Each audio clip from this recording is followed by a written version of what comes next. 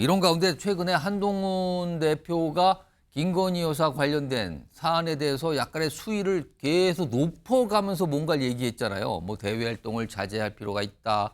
그러다가 뭔가 대통령실 인적쇄진, 그러다 구체적으로 무슨 라인 얘기까지 갔단 말이에요. 이거에 대해서 사실 당내에서 또 이른바 친윤계를 꼽히신 분은 반박하고 이게 뭡니까? 그런 소리 왜 합니까? 약간 이런 입장 나왔거든요. 화면을 좀 보죠. 이렇습니다.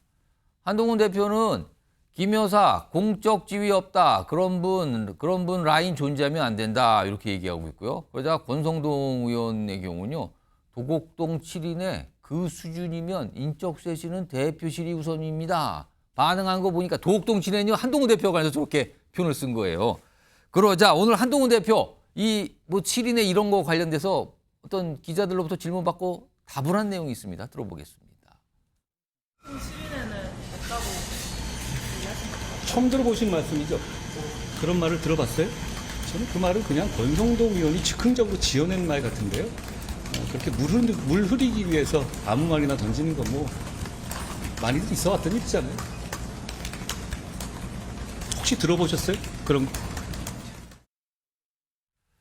한동훈 대표, 가만히 보면은요, 지금 재보궐선거와 관련해서 야당과의 경쟁 상황이 하나 있고요. 그리고 대통령실과의 약간의 긴장 상황, 그리고 당내에서는 친윤계 정치인들과 갈등 상황. 이게 지금 동시에 존재하고 있는 것 같단 말이에요. 지금 무슨 도곡동 친해 이런 거 보면 그런 거 들어보셨어요? 무슨 소리입니까? 이런 반응이잖아요. 자, 그럼 여기서 패널분들 네 분 앞에 OX 팻말이 있습니다. 제가 질문을 하나 드릴 거예요. 바로 올려주시는 겁니다. 만약에 부산 금정구청장 선거에서 국민의힘이 패배를 할 경우 이것은 한동훈 대표의 책임이다. 이렇게 생각하시면 O고요. 그렇지 않다고 판단하시면 X입니다. 들어주세요. 저를 중심으로 딱 반으로 갈렸습니다. 그러면은 우선 책임이다 라고 하신 분부터 제가 이준우 국민의힘 미디어특위위원은 한동훈 책임이다 이렇게 보셨어요? 어떤 이유입니까? 원래 선거는 당에서 치르는 거죠. 그래서 당 대표가 지금 이번 선거에서 모든 인력을 다 동원했습니다. 이제 당에 있는 파견도 많이 보내고요. 그다음에 예산 투입해서 여론조사도 하고 모든 걸 투입했고요. 지금 6번째 방문하고 있다고 그러지 않습니까? 6번이나 갔어요. 그렇죠. 근데 대통령실이 지금 이 선거에서 귀한 게 있습니까?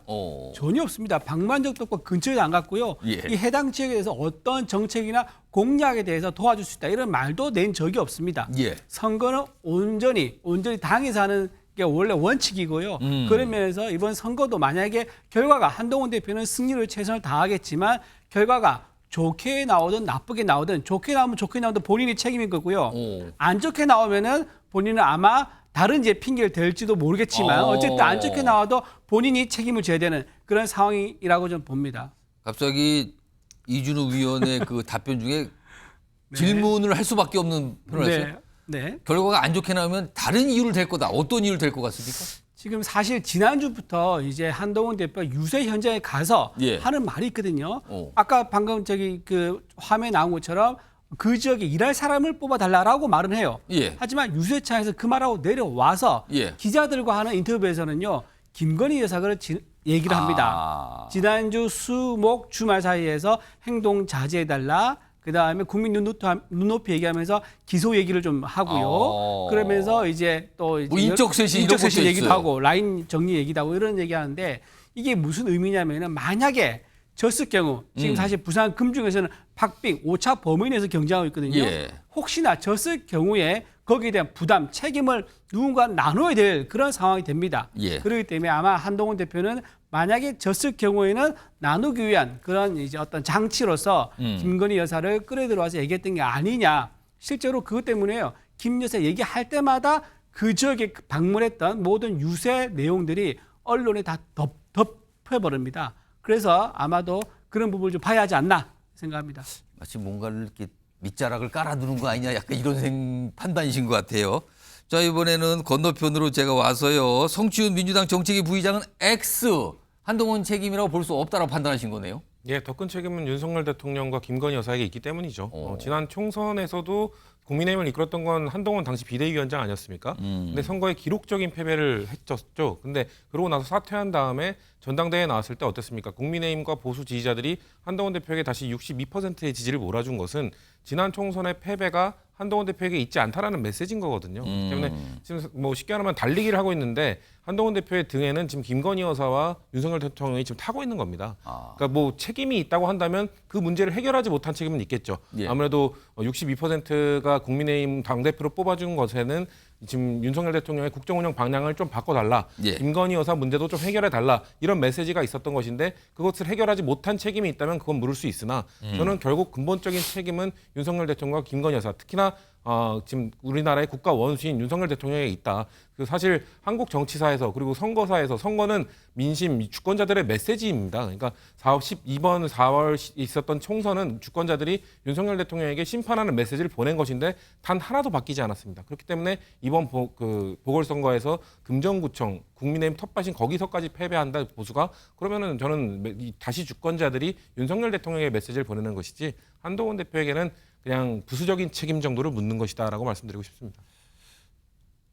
박상환 장한대 교수 역시 X 한동훈 책임으로 보기 어렵다라는 판단이신데요. 어떤 이유가 있을까요? 사실 지금 국정수행 지지도 부정평가가 71%에 달합니다. 자, 그러면 국정수행에 대해서 71%가 너무 못하고 있다라고 얘기를 하고 있는 상황에서 예. 아무리 부산이라지만 부산에서도 긍정평가율이 뭐 30% 초반에 불과하거든요. 예. 그리고 국정수행 지지율은 20%에 불과하고 있습니다. 자, 이렇게 보면 여기서 여당이 이긴다라는 게 기적인 거죠. 이 여당의 승리는 기적이다 이렇게 판단하세요? 그렇죠. 그렇기 때문에 그럼 왜 국정수행을 지지하지 않느냐? 원인은 크게 두 가지예요. 하나는 김여사 리스크고요. 그리고 또 하나는 의정 갈등입니다. 그러니까 지금 윤석열 대통령의 지지율이 20% 바닥을 기는 원투 가장 큰 요인이 둘 다 누구에게 있느냐? 하나는 명태균 씨 입에서 쏟아지고 있는 그 수많은 말들에 대해서 단 한마디 해명도 제대로 못하고 있는 용산의 책임인 거고, 두 번째로는 의정 갈등, 지난 추석 때부터 이어져 온 예. 응급실 대란, 여기에 대해서 어쨌든 한동훈 대표는 여야 의정 협의체 만들자 그랬는데 예. 그거 다 대통령실에서 보건복지부에서 다 패싱했잖아요. 뭐 할 게 뭐가 있겠습니까? 그런 점에서 물론 한동훈 대표의 책임이 없다라고 얘기할 수는 없지만 더 큰 책임, 본질적인 책임은 정권을 운영하고 있는 윤석열 대통령과 김 여사에게 있다. 이렇게 얘기할 수밖에 없는 거죠. 마지막 최수영 시사평론가 역시 이제 그러니까 한동훈 대표의 책임이다는데 아까 박찬 교수님이 말씀하신 것 중에 지금 국민의힘이 부산 금정구청장 선거에서 이긴다면 그건 기적이라고 지금 판단하셨거든요. 그거 어떻게 보십니까? 기적은 아니고요. 제가 보기에 어렵지만은 그래도 저는 부산에서 아마 국민의힘을 마지막 기회를 주는 그런 선택을 할 것 같아요. 왜냐하면 지난번 부산 총선의 결과가 그랬고요. 지금도 사실 어려운 선거는 왜 어려운 선거냐면 야권이 예. 단일화했잖아요. 예. 이런 경우가 거의 없었는데 야권이 단일화해서 1대1 구도이기 때문에 한동훈 대표 입장에서는 어려울 수 있으나 왜 저는 한동훈 대표 책임이냐고 보냐면 예. 하긴 이건 모든 성과는 이제 당대표가 지는 게 맞죠. 정당 선거니까. 더 중요한 거는 그럼에도 이번 선거 때 한동훈 대표가 굉장히 메시지 수위를 높인 거는 선거 전략이에요. 제가 보기에는. 예. 중도의 마음을 사는 건데 자 그런데 이번엔 대통령실이 반응 안 했습니다. 반응 안 하고 기회를 줬습니다. 자 어떻게 했느냐. 독대 끝나고 하겠다 했고 그다음에 어떤 사안에 대해서 대통령실이 입장을 안 냈어요. 이 얘기는 뭐냐면 한동훈 대표가 운동장을 넓게 사용할 수 있게끔 기회를 부여한 겁니다. 그렇기 때문에 저는 이번에서 아마 한동훈 대표가 이긴다면 그건 한동훈 대표의 리더십이 오롯이 빛이 나는 거고 진다면 한동훈 대표가 어쨌든 정당에 두 번에 와서 치르는 두 번째 선거에서 자신의 리더십을 관철하지 못했다라는 방증이 되기 때문에 결과에 대한 깨끗한 책임을 지는 게 저는 맞다고 봅니다. 알겠습니다. 네 분 다 내려주시고요. 그러니까 한동훈 대표가 여러 가지 수위를 높인 얘기하지만 대통령실 별다른 반응을 안 보인 거를 운동장을 넓게 쓰려는 약간의 생각을 갖고 있었다. 그런 상황에서 패배한다면 책임은 약간 이런 설명도 곁들여 주셨습니다. 자, 그런데 당내에서는요, 이른바 친한계 정치인과 친윤계 정치인 또는 친한 쪽이 아니라고 하는 정치인들. 최근 상황을 놓고 좀 의견들이, 입장들이 갈리고 있는 상황이에요. 잘 들어보시면 무슨 7명 얘기가 참 많이 나옵니다, 지금요.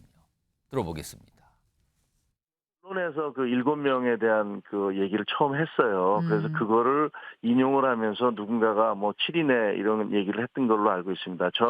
저는 개인적으로 그게 7명밖에 안 돼라는 생각이 들더라고요. 반은 인원인 걸로 알고 있습니다. 제가 직접 한 대표한테 물어봤습니다. 예. 아니 이게 7인회가 누굽니까? 저는 전혀 도곡동에서 회의를 해본 적도 없고 만나본 적도 없는데 그때 막 웃으면서 그런 게 어디 있습니까? 지금 굳이 이런 이야기를 해서 대통령과 당대표가 서로가 상대방에 대해서 이 좋지 않는 이야기를 하는 상황을 만들 필요가 있었을까? 예. 저는 그 점에 대해서 우려하는 많은 지지자들의 연락을 받고 있고 이번 보궐선거에도 영향을 미칠까 걱정하는 입장이에요. 한남동 7인회, 도곡동 7인회 이런 이야기 할 때냔 말이죠. 보수 단일 대우로 지금 외부의 적에 맞서도 시원찮을 판에 이준우 의원? 지금 뭐 7명 등장하는 게 두 가지가 있네요, 지금. 근데 서로 상대방에서 뭐 그런 게 어디 있습니까? 지금 무슨 말하는 거 약간 이런 반응인데 우선 김건희 여사 관련해서 이제 한남동 7인회, 한동훈 대표 관련해서 도곡동 7인회 이런 표현까지 등장했어요. 지금 서로 얘기를 하는데 이러다가 이거 재보선 선거 이거 끝난 뒤에 이른바 여당 내 이른바 뭐랄까 이게 뭐 개파라고 할까요? 하여튼 갈등 더 치열해지고 거칠어지는 거 아닙니까? 이러다가. 그 7인회라고 아까 한동훈 대표가 뭐 도곡동 7인회 들어봤습니까? 이러면서 기자들 되묻기도 예. 하고 주변에 되묻기도 했잖아요. 저도 마찬가지 생각하는 사람이 많을 거예요. 한남동 7인회도 들어본 사람이 아마 누구 있습니까?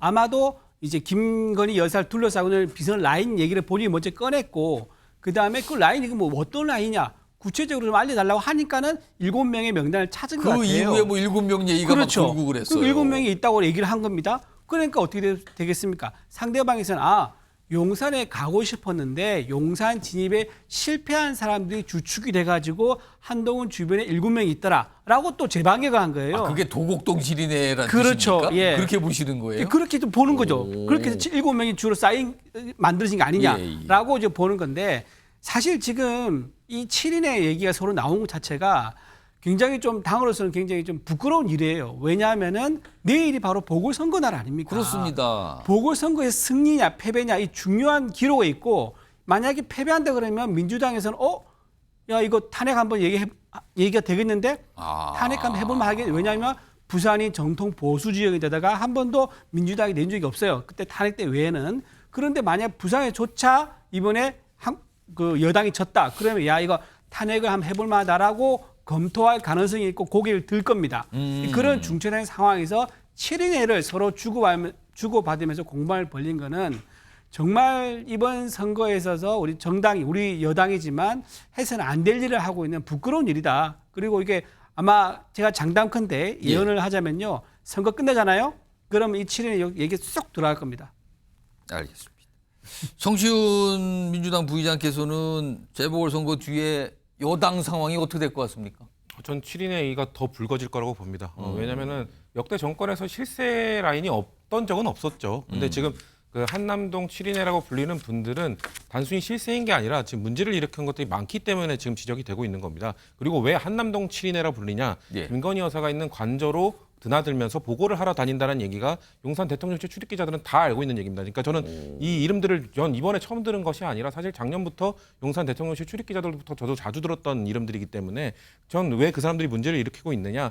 그중 비서관 중 한 명은 사실 비서관으로 들어오기 전에 KTV 방송기획관이었습니다. 그 당시 작년에 윤석열 대통령과 김건희 여사 부부가 그 미국에 국빈 방문하지 않았습니까? 예. 거기에 공군 1호기를 타고 동행했습니다. 대통령실 출입 기자가 아니거나 그리고 그 대통령실 직원이 아닌 사람은 공군 1호기에 탈 수 없습니다. 근데 그 사람은 공군 1호기를 타고 순방에 갔습니다. 이거 규칙을 무너뜨린 사람인 것이고요. 그리고 거기 7인에 들어가 있는 선임 행정관, 그 사람은 지난 6월 음주운전을 했습니다. 면허 취소가 나왔는데 40일 동안 숨기고 있다가 일을 그냥 하고 있다가 예. 용산경찰서를 통해서 정보가 나오자 그때 갑자기 직무 배제를 한다고 했지만 지금 여전히 대통령실에서 선임 행정관으로 떵떵거리며 일을 하고 있습니다. 문제가 있는 것이죠. 규칙을 무너뜨린 사람인 것이죠. 그리고 그 또 한 언론 보도에 따르면은 지금 유일하게 7인회 중에 전직이 한 명 있습니다.